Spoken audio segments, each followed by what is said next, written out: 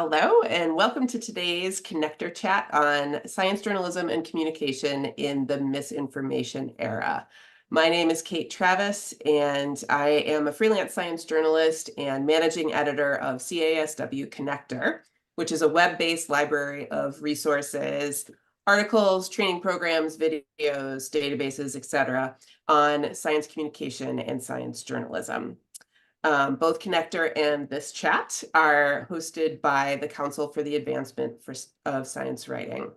CASW's Executive Director, Roz Reed, is here with us today, and as is freelance journalist Betsy Ladajets, who is Connector's community manager.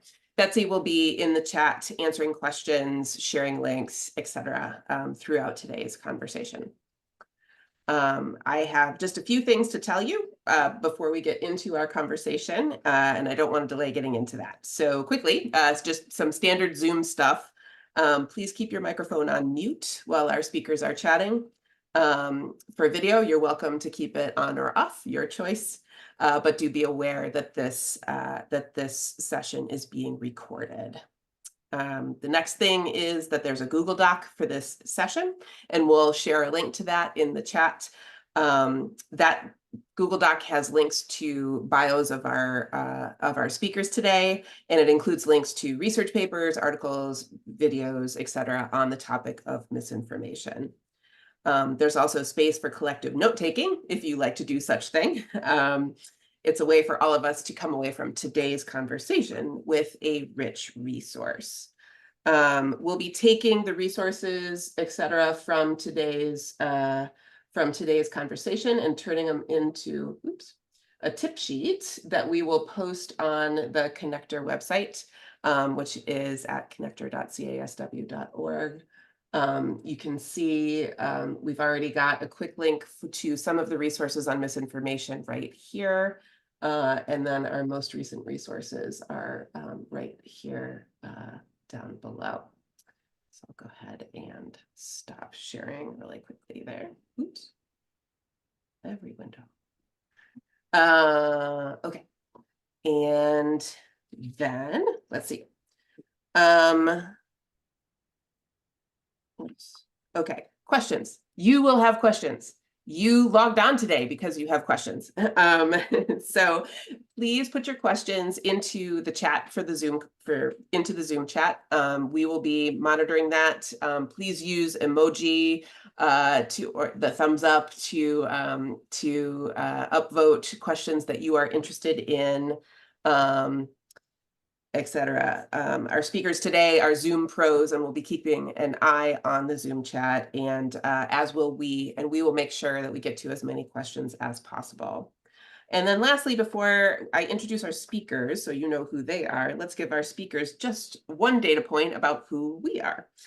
So I'm going to launch a poll. Let's see. Is everybody seeing the poll? Yes. Let's see who we have here in the Zoom room. While you guys answer that question, I'm confident that today's chat will be relevant no matter what your answer is to this question. But these roles do have some particular unique challenges, and I hope we get to delve into some of that today. So, okay, I'm going to go ahead and answer that. So, as advertised, journalists and communicators. So welcome, everyone. So here's where there would be typically some sort of preamble about why the topic of today's chat is important and why we think it's important.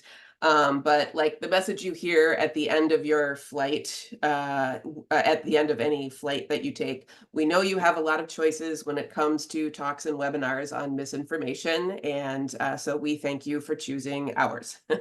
I will say that we were particularly interested in looking at the study of misinformation as a discipline and how we can take the data and conclusions from that and apply them to the practice of science journalism and communication so that our jobs are more than just misinformation whack-a-mole. So let's talk about that. So with us today, we have Briony Swire-Thompson. Briony is the director of the Psychology of Misinformation Lab at Northeastern University in Boston, where she is an assistant professor of political science, psychology, and network science. And then if you've hopped into that session doc already that Betsy's been sharing a link to, you'll find links to several of her papers. I hope we get to talk about a few of them. And we have with us Kai Kupferschmidt, who covers infectious diseases as a contributing correspondent for Science magazine. I'll also mention that he won a 2023 NASW Science and Society award for an editorial in the New York Times titled "We Can Fight Monkeypox Without Hysteria or Homophobia." He is currently a Knight Science Journalism Fellow, coming to the end of his fellowship, actually, where he has focused on the topic of misinformation. And so with that, I will turn things over to Kai and Briony. Perfect. Thank you so much, Kate, and welcome everyone. I actually see a lot of familiar names. Very nice. I thought, so I'm sure that most of the questions that I've seen and probably most of the questions we're going to see in the chat are about how we as journalists and communicators respond to misinformation, how we engage with it. So I think a large chunk of this today is going to be about that, but I did want to start a little bit more generally. And Kate asked me to maybe tie it back to my experience as a science journalist really briefly. So I wanted to start with one anecdote. So I've been covering infectious diseases for 15 years, I guess. And so one of the stories that really struck me, for instance, during mpox is the one I'm going to tell you. And it actually starts in March 2021. So if you remember, March 2021 was in the middle of a different pandemic. And the Munich Security Conference and the Nuclear Threat Initiative at the time got together, and they had organized one of these tabletop exercises, which is really an attempt to try and get people to engage with what could be the next pandemic, to kind of like see, okay, where are gaps in our preparedness? And so they got together this incredible group of people. Because this was in the middle of the pandemic, this was virtually, but there were a lot of people that you would know from public health. There was Jeremy Farrar, who was then the head of the Wellcome Trust. Now he's the chief scientist at WHO, Chris Elias from the Gates Foundation, John Kengasong, who was head of the African CDC at the time. So lots of people from WHO, from the US government, also some from pharma companies. And so all of these people got together virtually, and then they got these short videos laying out a scenario that they needed to react to. And the scenario that they got was, it is May 2022, and monkeypox is spreading in a way that it has never before. And I mean, there's a lot to unpack with that particular scenario anyway, but of course, the punchline is, fast forward a bit more than a year, and it is May 2022, and monkeypox is spreading in a way that it has never spread before. So you can imagine how some people who like to do their own research kind of felt when they realized that there had actually been a meeting a year before where this exact scenario had been laid out. So to them, this wasn't an exercise in preparedness, but an exercise in planning the next pandemic, right? It was the Gates Foundation, the WHO, the US government, and pharma companies all getting together. And of course, in the past, maybe this would have been just like, a random bit of conspiracy theory, but it got picked up fairly quickly by the Russian government, by typical Russian disinformation sources, and it spread online very quickly in a way that, Reuters did a debunking of it, and actually the Nuclear Threat Initiative put up a whole website answering questions about it. So this wasn't even a huge thing, but like right off the bat, mpox was filled with misinformation. That outbreak, and in my experience as a science journalist, I've always had to deal with misinformation in the space of infectious diseases. But it's never been as bad, I felt, as it was in the pandemic. And then during the pandemic, I was partly arguing to myself, well, this is maybe just because this is such a big, unprecedented situation for our generation. But then mpox came along, and to my mind, at least, it was even worse. And that's why I ended up applying to study misinformation, disinformation in my Knight Science Journalism Fellowship. One of the things that I'm doing while I'm there is taking a class with Briony. I'm actually auditing her class on the psychology of misinformation. And so I'm really happy to be able to have an informal chat with her here. And I wanted to start with like one of the basic questions, and Briony, I've asked you this before, it's the question that I ask every misinformation researcher first thing when I meet them, basically, and that is, how do you see the problem at the moment? How big a problem is it really? Because you get very different answers depending on who you talk to. And so I just wanted to kind of like lay the groundwork by getting an idea of how you think about this current moment that we're in. How unprecedented is it, or not? Yeah, well, firstly, yeah, thanks everyone for having me. It's so nice to be here. I love talking to science journalists and science communicators. I think I'm in the camp that thinks that this is a big problem. There is like a separate camp who thinks it's not such a big deal. And I think it's incredibly pervasive, this issue. But I think you mentioned almost two questions there. One, I think it's a big deal, but I don't think we're in an unprecedented time. Like, I don't think this is something novel or new. I just think everyone has really kind of woken up to the fact that this is a problem. And I think that's fantastic. And there's more researchers studying it and all hands on deck. But I do think it's a big problem. And it's everywhere, in every kind of field. I mean, so when I ask this question of other misinformation researchers, like I said, I get very different answers. And then when you kind of like keep asking, one of the reasons you get different answers sometimes has to do a lot with what people define as misinformation, right? So since we're going to be talking about this for an hour, we might want to clarify what we're actually talking about today. There are different definitions for it. One that I thought was really interesting. So in the consensus statement that the American Psychological Association put out on this, they have one example for what they consider misinformation, which is basically a headline from a reputable source, the Chicago Tribune.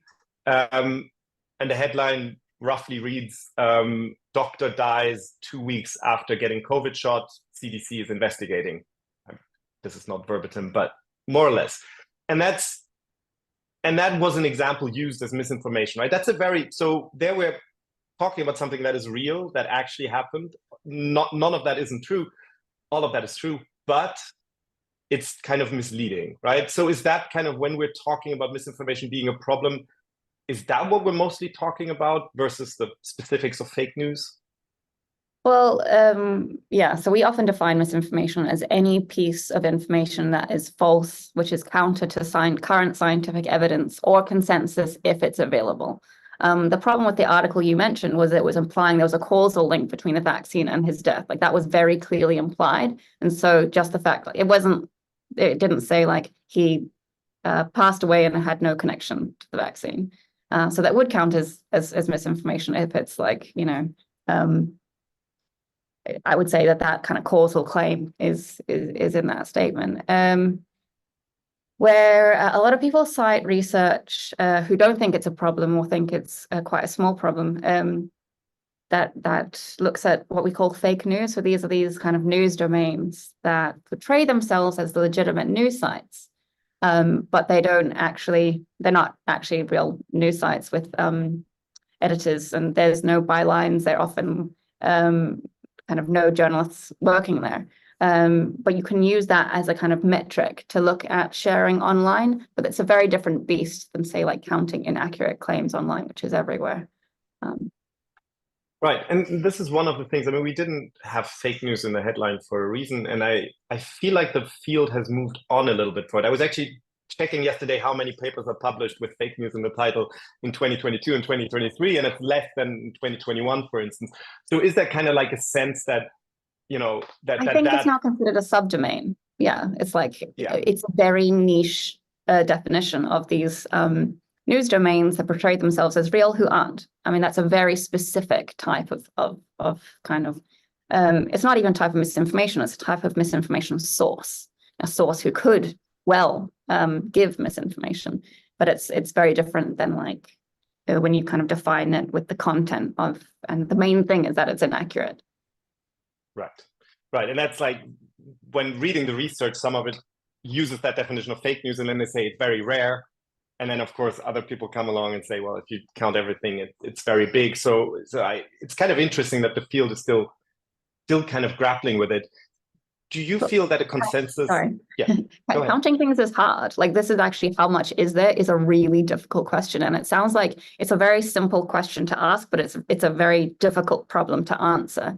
And so, like, taking the whole internet and then counting what's inaccurate is kind of difficult. And I think that's why it's still under debate. Right. So, I mean, just to summarize, it's hard to say what exactly it is, and then it's hard to count it. And then, of course, the next question is how, what effect does it actually have? So when you talk to people who are slightly more critical, they're often like, well, even if it is more misinformation, even if there is more misinformation out there than we think, that doesn't necessarily actually impact people's beliefs, or even if it impacts the beliefs, it doesn't necessarily change how they act, right?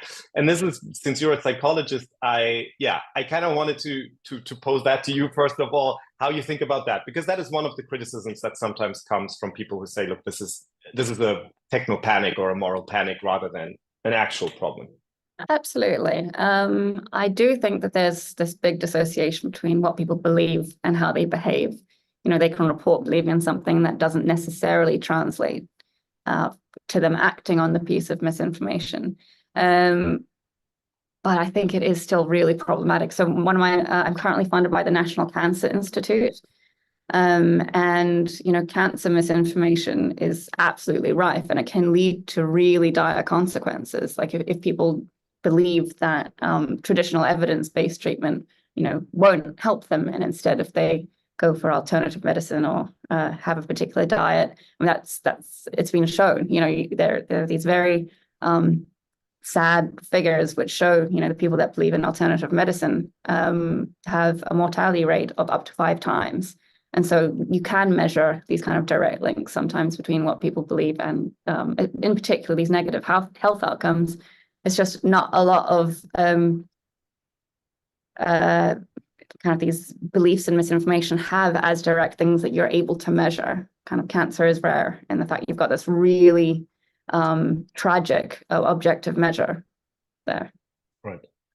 Right. And again, you're a psychologist, and so I wanted to give 2 examples to the audience of the kind of, the mechanisms that are also investigated, right, and the biases that we have. And one, and I know you're not a representative kind of sample of the public, but just without thinking too much, if you answer the question, how many animals of each species did Moses bring onto the ark?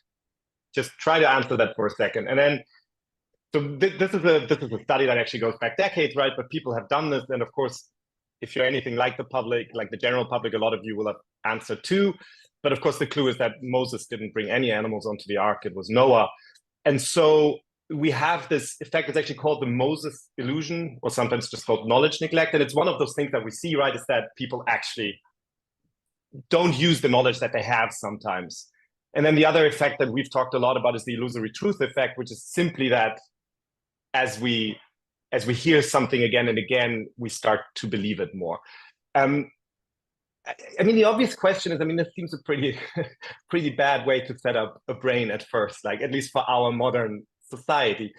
Why do we have all of these biases that make us so prone to misinformation? And yeah, let's go with that first. Why do we think that is? On the whole, they're actually really adaptive and really functional.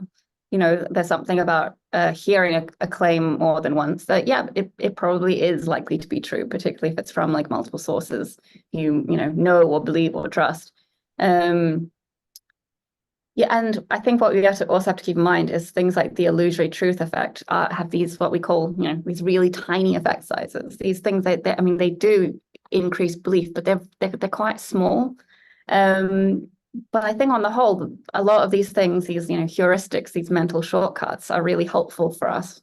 It's just in terms of misinformation, we have to focus on them because they also kind of can really lead us astray. Right. And I mean, that's kind of the answer sometimes also when you look at why wouldn't all the misinformation out there have an effect on us if we have all these biases, right? Yeah, absolutely. And it's just, we don't have enough cognitive resources to fact check absolutely everything that comes our way.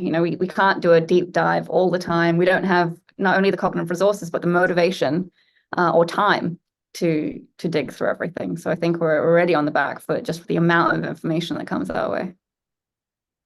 Right. I'm curious, what's the claim when people talk about misinformation? What's the claim that kind of most frustrates you? Is there something where you're like, because certain things come up again and again? a claim about misinformation that frustrates me most. Yeah, or about the field of misinformation research.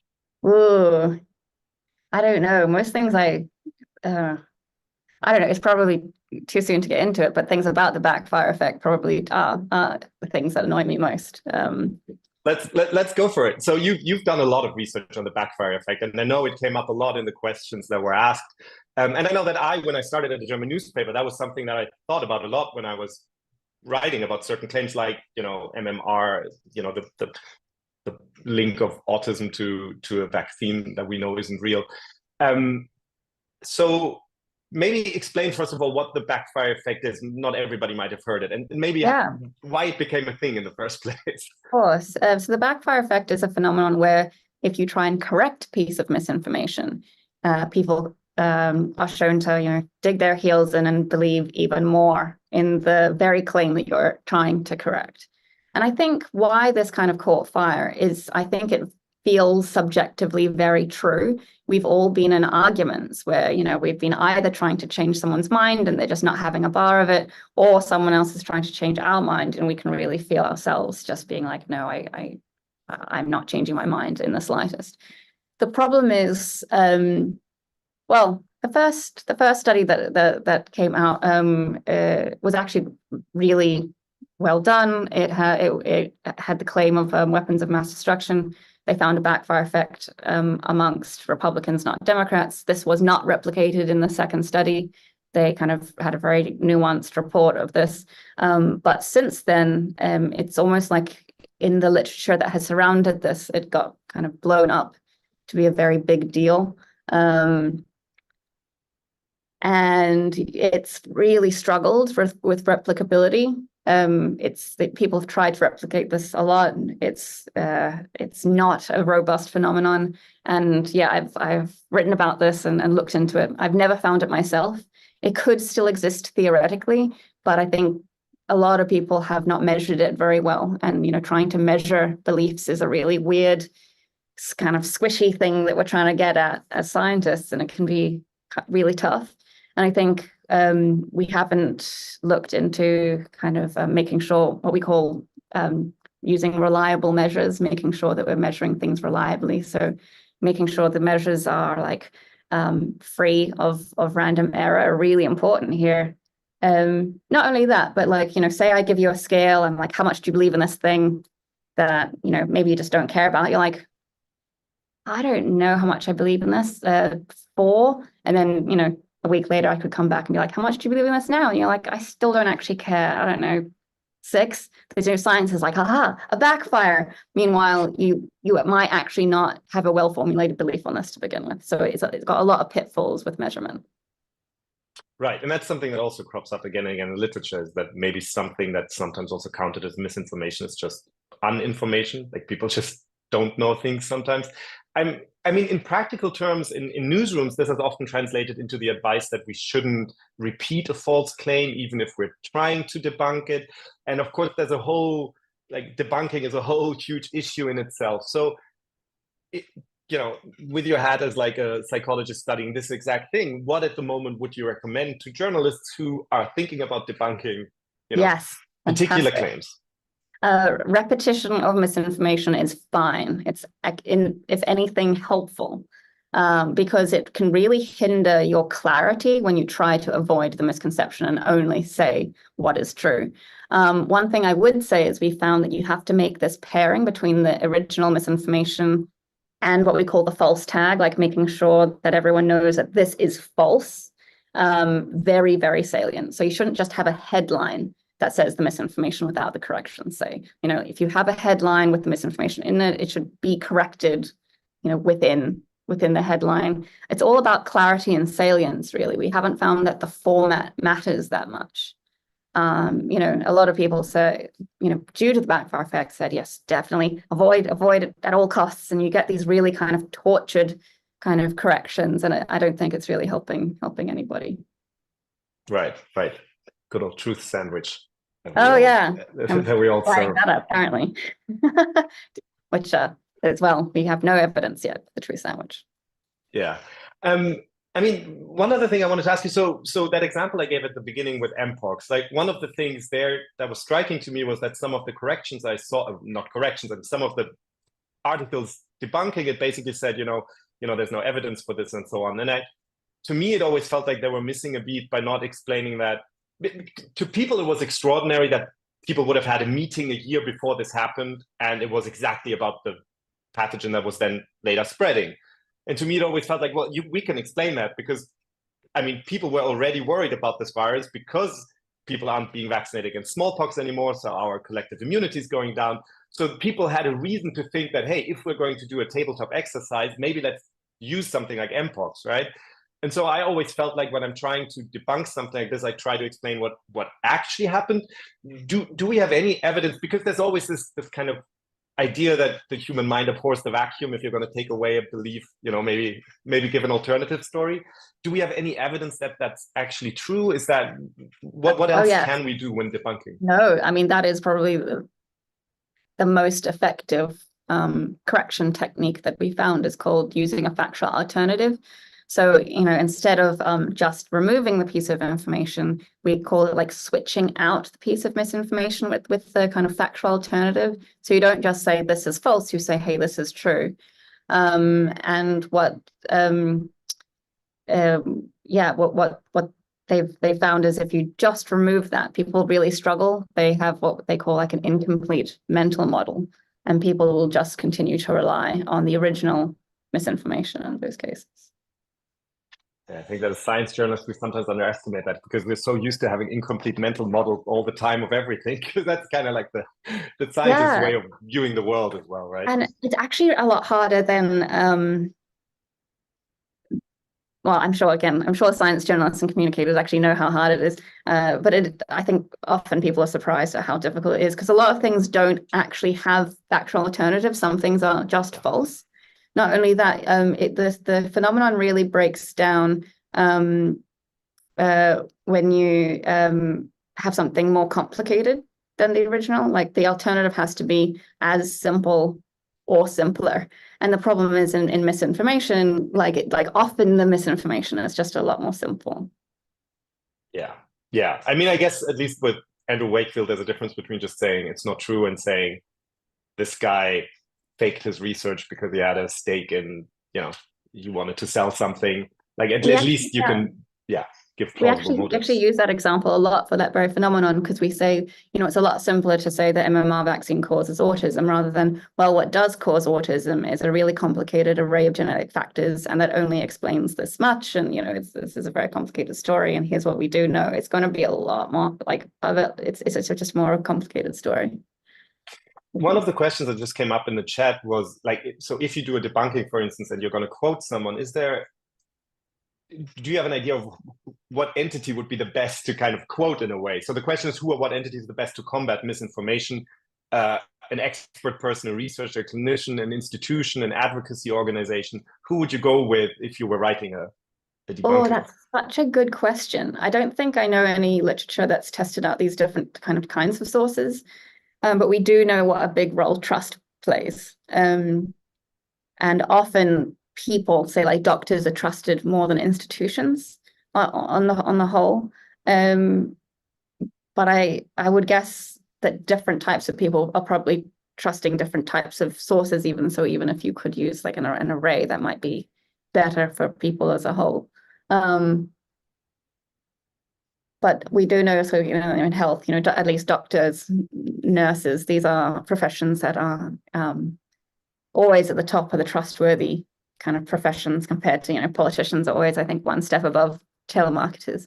But finding someone who you think that your audience is going to find trustworthy is right. Best. One of the questions also that came up about the backfire effect, just to get back to that a little bit, was the question was how pervasive is this idea that it's not real? Like how accepted, I guess, is the question, right? I still see it a lot, at least. I feel like that people still talk about it as a real thing. so where would you say, is it one of those things that like takes a long time to like make its way from the science into the mainstream, or where is it? No, for sure. There are even still some scientific papers who are claiming that they found it. And you know, it's a bit of a hobby of mine to go and read them and see what is the current evidence. I think it's always really interesting. You know, we play in my lab what's called like backfire bingo. So we'll like look at all these different things that will probably contribute to a spurious backfire effect. These things like, you know, do they report the reliability of the measures? Do they have what we call like multi-item measures compared to if you just ask it once, which is really noisy. So it still exists in the science as well. It's not even, I would say, like on the whole, it's consensus that, you know, it's not a problem as a whole.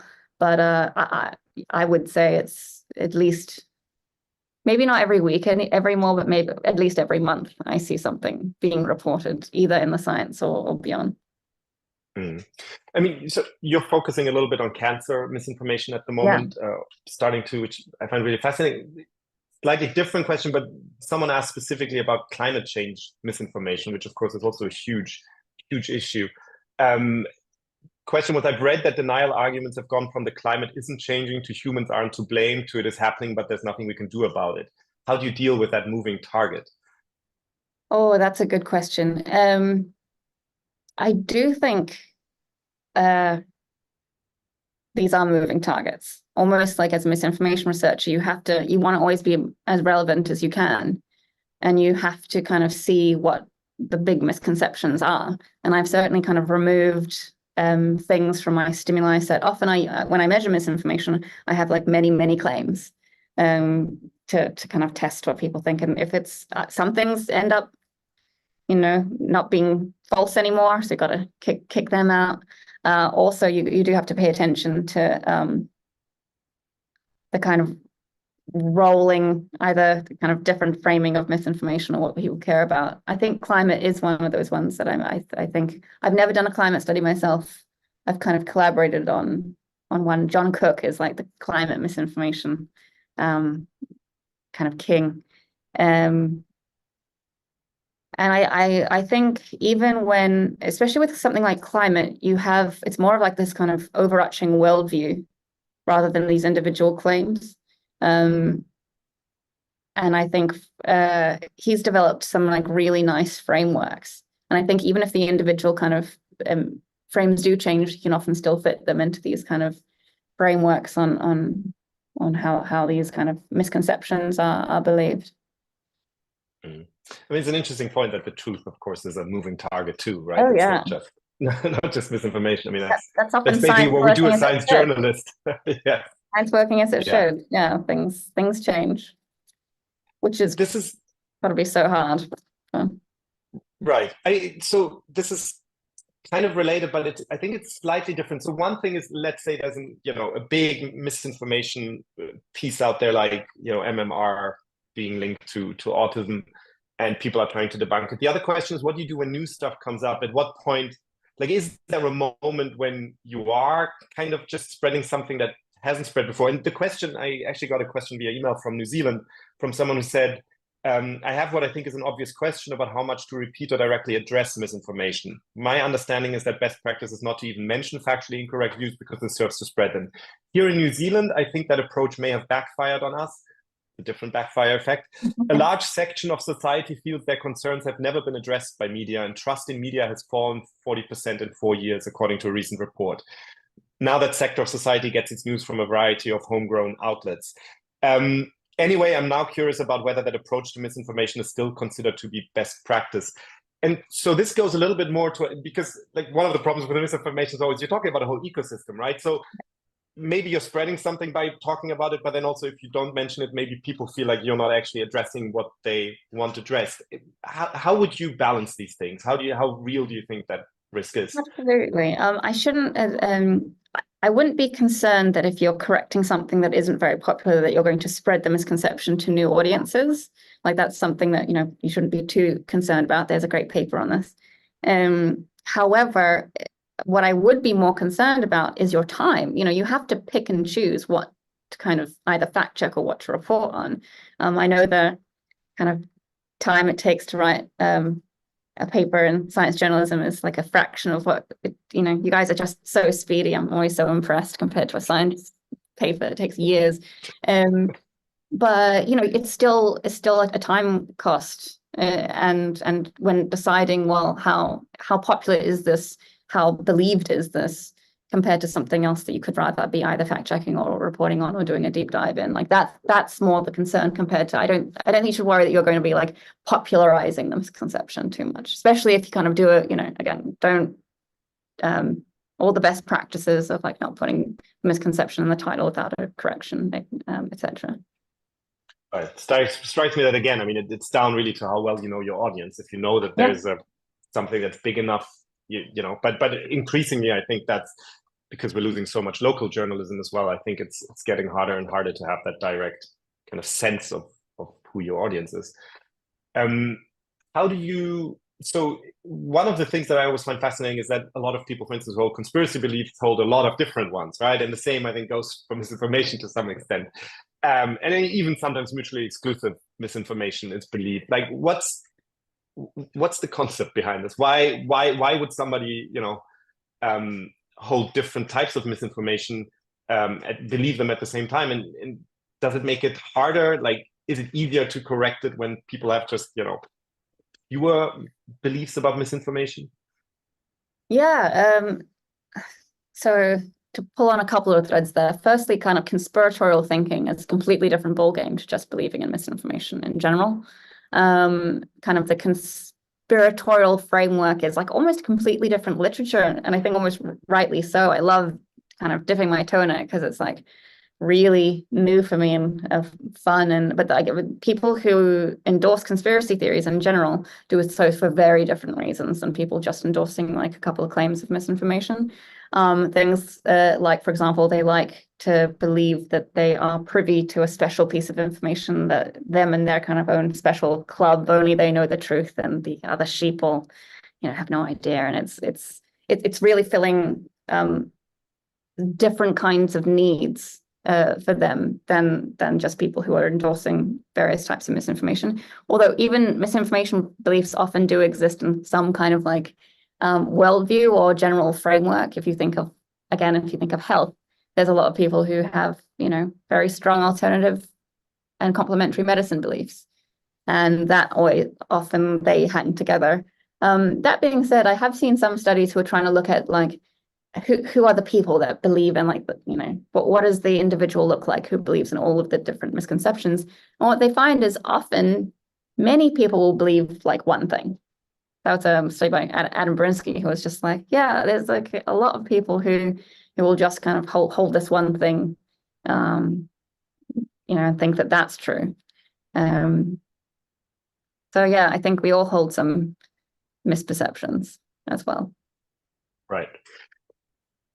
Kind of to talk a little bit more about like the kind of things we have to fight misinformation, right? There was a question earlier that asked a little bit about why this Moses illusion, why that's not just like mishearing, like, that you just completed in your mind. And the reason that I mentioned that particular illusion is that it goes towards this question of, okay, when people share misinformation, what's actually the breakdown? Are they actually believing it, or are they just not, paying a lot of attention? And of course, so one of the things that's tested a lot is this idea of like accuracy nudges, right? And I think for a while we had it on Twitter, like this idea of like, maybe, have you actually read this article, or, just giving people like a second to pause before they share something to see whether that changes their behavior. So if we take that for a second, how good is the evidence, do you think, that is something that would, if it's rolled out at a structural level, that would change things? Well, firstly, motives for sharing misinformation aren't really known. Doing a study, it's taking forever. I have no answers yet. But no one really knows. That we can lean on the kind of sharing in general research, sharing any information in general. And what we find is, people share information online for many different reasons. It's not just because it's accurate. If you think of any kind of motivations, like, it could be to connect with others, sometimes to troll people, sometimes because you think it's funny. Like the internet would be a really boring place if the only thing people share was like factually accurate compared to, I don't know, a talking cat or any kind of meme that everyone's, we really forget about this extra human element, which is like people don't care about accuracy exclusively. And I think that could like frustrate a lot of us misinformation researchers, but at the end of the day, it's a priority that's like not that high. And I don't know if it should be, especially if it's if you think you're sharing something amongst your friends and you have like an article that you think is like funny, but it's obviously to your kind of peers a joke, but then misinformation researchers might look at it and be like, this isn't true. It would be a very, I think, dull place. What was your question about intervention? I can't remember the second part. Whether accuracy nudges, whether you think they would actually. Yes, accuracy nudges are really effective as long as people know that it's false. The accuracy nudges do not help. So essentially what accuracy nudges are is just reminding people to think about veracity in general. And it doesn't work if you really do believe in the misinformation because you think you're sharing something accurate. So just the fact that they are effective shows how many people probably aren't doing so because they think it's true. But it does have that big limitation, and some of the people that we care most about are people who probably think that this stuff is real. The other intervention, I'll get back to that in a second. The other intervention that came up in the questions beforehand is the pre-bunking, sometimes called inoculation. I mean, there's so many different varieties of all of these, right? But the big idea of, hey, if I expose people to a little bit of this misinformation first and explain why it's not, or give them pointers to what misinformation looks like, then they are less likely to fall for it. I mean, that's been tested a lot as well. Again, how does that compare in a way to what we know from accuracy nudges? I think they're all great. Like all in these interventions do reduce both likelihoods to share and belief in misinformation. So pre-bunking is almost this umbrella term for anything that becomes before the misinformation. Inoculation is one of these it's almost, you can think of it like, sometimes describe it just like fancy education, where you are educating people not only about how to spot misinformation, but also kind of how some of these disinformation sources, these sources who are trying to persuade you and spread misinformation intentionally, some of their tricks so that you can pick them up along the way. And yeah, it seems to be effective. I think a lot of the big questions at the moment are how much these phenomenon last over time. And so far, they seem to be pretty good. But I think they all have their place. They all almost do different things as well. And one thing that we're not sure right now is if any of these interventions have additive effects, because a lot of them haven't been tested together yet. Someone pointed out in the chat that a lot of this talk now is about countering disinformation at the individual level. And I just wanted to pick that up because that's one of my big frustrations, where we've talked about that in the past, that we have an information ecosystem and all of these effects at kind of systemic levels. But I mean, once you get someone in the lab and expose them to one piece of fake news, that's just how research often goes. But the effect sizes for all of these things are fairly small in the lab even, right? Depends what you're talking about. Really big. Okay, yeah. Corrections. I mean, really huge. Corrections, yeah. But the pre-bunking, for instance, at least the ones that I've seen, I mean, you get a little bit of an effect, but I always feel like, wow, isn't that swamped in the real world by the fact that I'm not exposed to one piece of misinformation at a time? I get it sent by people I trust and again and all of these things, or I just kind of it's pervasive. I mean, if you have Fox News playing all day, sorry, it's just that stuff is there in in your environment the whole time. So how do these two things go together? The the way that information is actually all the time around us in the real world, and then the way that, like, at an individual level in the lab as a psychologist, you take one piece of misinformation and show, like, how generalizable is what we We learned. often don't just take one piece of misinformation and show it. That would be bad to take one piece. I mean, the question of generalizability is a big one in experimental psychology in general, and we do many things to try and make things as generalizable as we can by, you know, recruiting representative samples, by making sure that the misinformation we're using people actually believe in.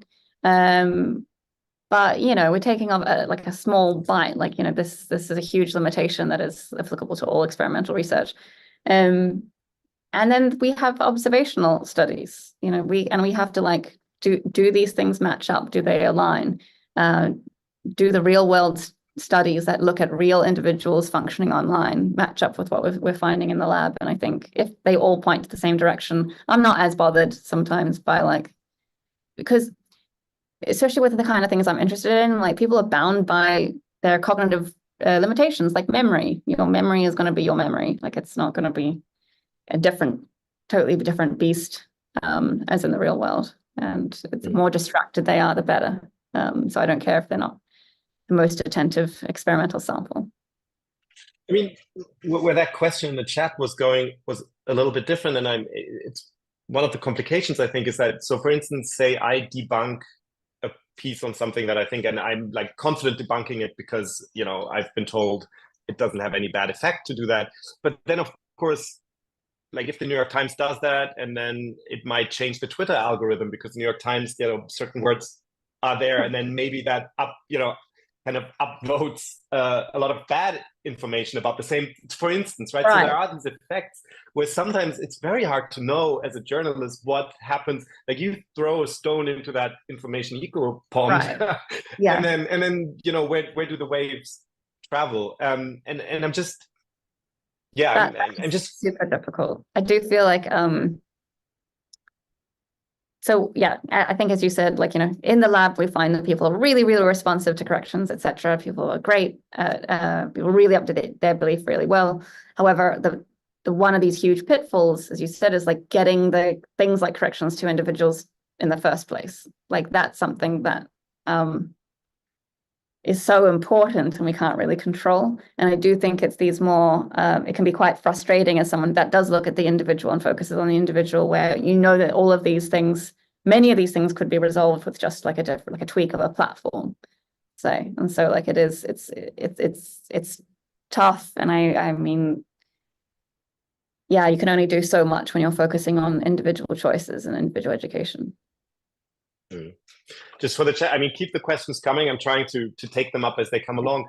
One of them, this goes towards one of my favorite questions that we've debated in the past at other sessions, which is the question of emotions and how we as science journalists should or shouldn't use emotions. The reason it sometimes comes up is also that one of the things that in the inoculation interventions it's sometimes kind of addressed is, like, this idea that, oh, if somebody uses emotional language, that's a sign that, you know, it might be misinformation or they're trying to manipulate you. But then, of course, at the same time, we as science journalists, we generally try to tell a, you know, emotional story if we can. So the question was, how do you balance appealing to emotions in science journalism while keeping it accurate? Yeah, that's such a good question. I do think, like, yeah, your own judgment is better than my recommendations probably here. But I mean, so for an example, like I've brought up before, but, like, I'm such a huge, since I was 18, I've been, like, an avid New Scientist reader.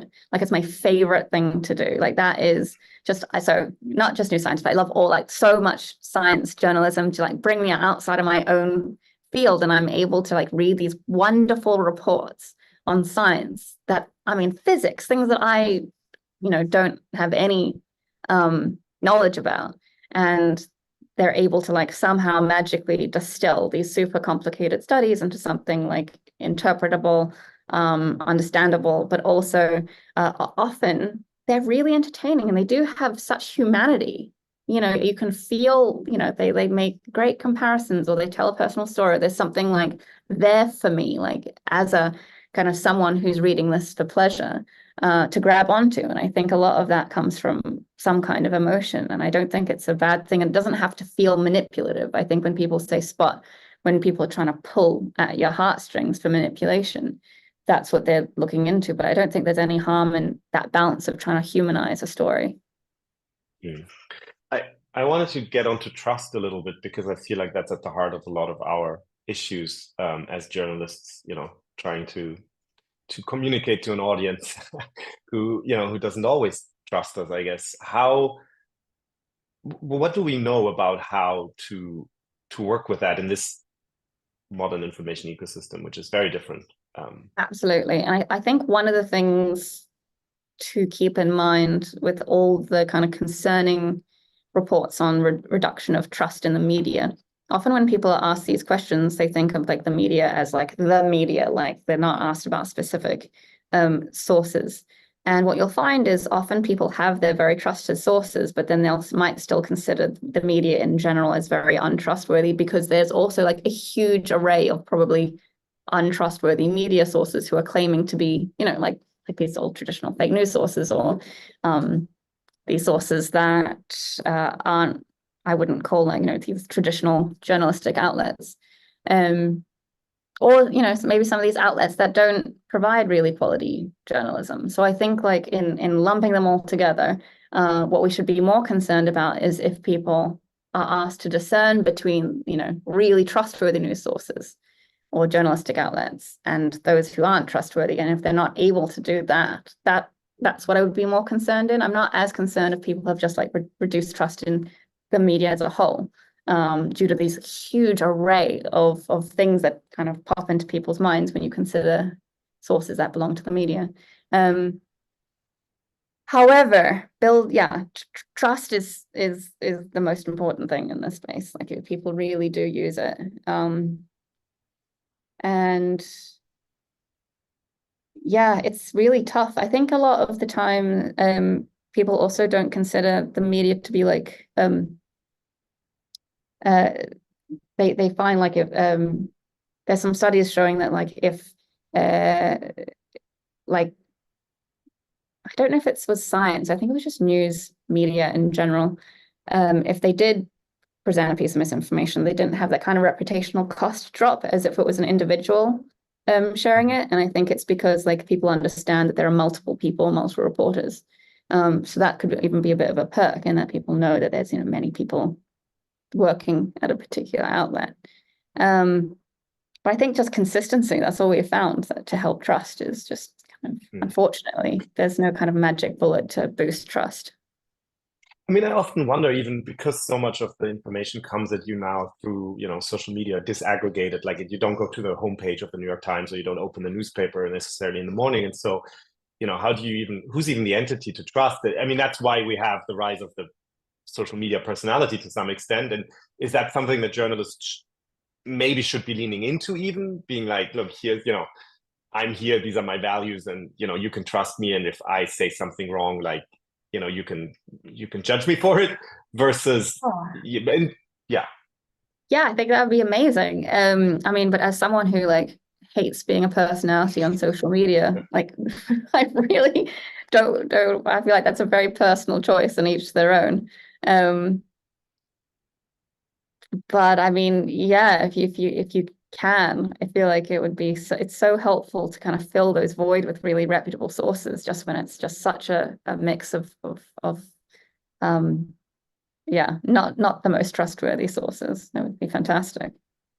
I'd love to see a comparison someday between like media where people, where you have the journalist's name, and then stuff like The Economist where you don't even have a name who wrote it. Like that's such a different concept. I've never actually seen a comparison in terms of what that does to trust or over time. Someone asked about curriculums, any K-12 school curriculums that have proven to be especially effective in equipping students for evaluating news and misinformation. Do you know of any good examples? Not in any curriculum per se, but I do know Finland has been like absolutely incredible in this direction. Their education system has really prepared their population to spot misinformation. They've had such a focus on this for decades. Not least, they would fly out, misinformation researchers to talk about this to their government, to everyone, like for many, many years. And they're just so unbelievably ahead of the game in terms of misinformation education that I would recommend whoever asked this question reaching out to someone in Finland, because they will certainly have the answer. Interesting. I've been playing some of the games like Bad News and what's the other one? Yeah. Cranky Uncle, I guess. Yeah. And they're actually kind of fun. I mean, like I do wonder like what people take away from that, and I mean obviously who plays it, but that's an interesting, like I felt like I would have enjoyed that in school if that had been absolutely an assignment. Yeah. Yes, there's some super games, so if anyone wants to bring those into classrooms, I'll highly recommend it. Yeah, Cranky Uncles is John Cook, Bad News Game, John Rosenbeek. So there's a lot of good fun games out there to play with. Yeah, and there's the other one. What's it? The one with the pineapple statue? Is it the pineapple statue? Oh yeah, Liberty. We'll put it in the chat. There's quite a few of them. The name. Yeah. Yeah, they're good fun. Quite nice. We only have a couple of minutes left, so I just wanted to make sure that we're not missing anything that's, I mean, you've talked about the fact that it is, it makes sense to debunk, it makes sense to address misinformation, as long as you make it clear that it's misinformation, kind of completing the mental models.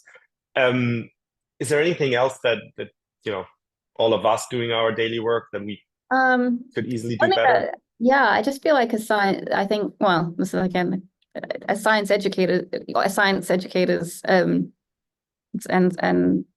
science journalists, I feel like often you are the educators of the populace in terms of scientific process. And yeah, I think like almost writing up about a science paper, it's so helpful if can impart a little bit of like why should the individuals even trust science? What's the process? And I do feel like there's been some studies showing that like the public are more able than we thought to understand nuance. So highlighting the limitations of the study, or what are the future directions, or some of these kind of things that they found being really helpful and can almost boost trust in the science itself. If you're like, well, this was a limitation, we're not sure about this, really can actually help some of these things, or even highlighting what we don't know. I think especially in these cases, like when new diseases pop up, there's a lot we don't know yet, and misinformation does fill in the void. But you don't need always that factual alternative. Sometimes it's just kind of really helpful to say, we're not sure yet, and this is why. We found, that this highlighting detail, any kind of detail can be really, really helpful there. I like what you say about nuance and process. I always think that that's kind of like key for science journalism in some ways. I do have one last question though, because I thought it was funny. Yesterday, I was sitting in a room full of journalists that were telling scientists that they should be more open about their process and more transparent, and show all the ways that stuff goes wrong as well. And then the scientists turned around and you should share drafts of your articles that didn't make it into print. And all the journalists were like, no, that's not going to happen. So I'm just curious whether also, in journalism as well, like how much of the process, how much of making the sausage, is going to increase trust. Yeah, I'm sure it will. That sounds great. I think anything that has transparency is beneficial. Yeah. So that's a challenge for us. We'll see. We'll see how far we get with that. But I do feel like there's more pieces these days that explain how a piece came about, and what investigative journalism actually kind of entails, and these things. Absolutely. And I like reading them. Fantastic. Yeah, I think that would really help. Well, Briony, thank you so much for taking the time. I really appreciate it. I think we got through most of the questions actually. If not, feel free also to email, yes. And we'll try and put a few resources that we mentioned that we don't have in the doc yet into the doc. And yes, other than thanking Briony, I think I should just thank the CASW and all of you for attending. And thank you for having me. Yeah, and thank you so much. Thank you so much, Kai. Thank you so much, Briony. This was absolutely fantastic. We've gotten a lot of great feedback already. So we really appreciate this conversation. And a lot of a lot of what we do is just making sure that we're all we all are using a shared vocabulary, right? So that we're understanding where each other is coming from and what each other's motivations are and what information people are seeking. So, all right. So with that, I'll go ahead and close. I'll let everybody know you're going to get a couple of emails from me in the next few weeks. If you were here today and at any point, you'll be getting a link from me you'll be getting an email from me today with a link to a survey. And then sometime in the next week when it's available, I will send you the tip sheet that we put together based on this session, including links to all of the papers mentioned, etc. As well as a link to the recording of this session.